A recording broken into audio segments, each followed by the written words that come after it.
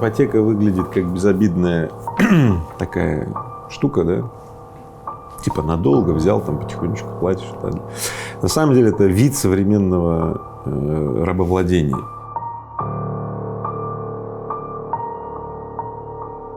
Они мало того, что сами становятся рабами в этой системе банковской, да, но они еще и детей своих приучают к тому, что рабом быть, а как еще? Вот мы так живем, вы так живете.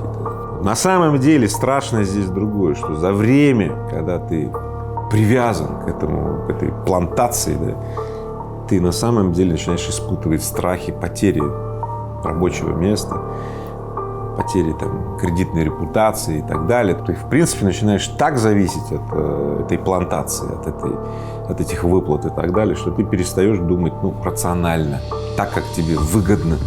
Ты становишься зависимым, и контекст вот этого удержания на этой плантации тебя начинает быть для тебя главным. И это самый страх вот от этой вот ипотеки, которая наступает. По воспитанию, по ментальным консервам, которые вот здесь вот в башке у людей, иметь свою квартиру – это некое сакральное, что-то. Это вот, а как еще? Надо иметь. Плюс ко всему банки так красиво и умно подают рекламу, да, что платеж по ипотеке равен аренде квартиры. Да. На самом деле это все не так. И здесь любой человек, обладающий финансовой грамотностью или простым математическим аппаратом, просто может проверить и убедиться.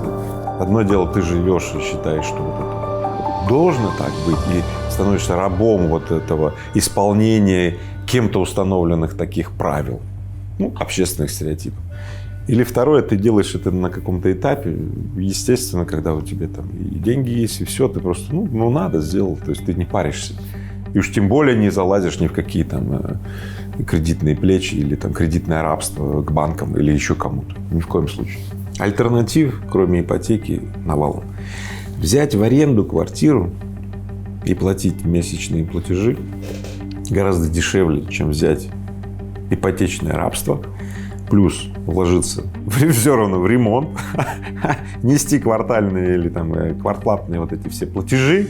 Если все это дело посчитать по кэш, по выплатам денег, то получается, что взять в аренду квартиру, просто в аренду, гораздо выгоднее.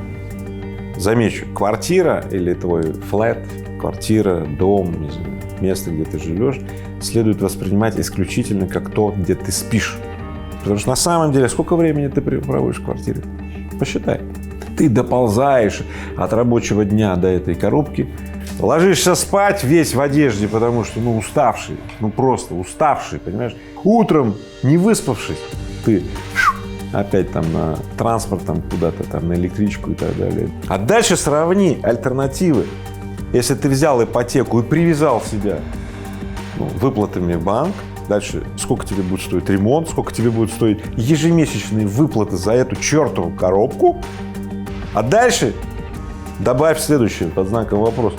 Сколько тебе будет то, что ты не сможешь принять выгодное предложение по работе или по партнерству с кем-то? Но это шкаф для спанья, не следует принимать это как место для жизни.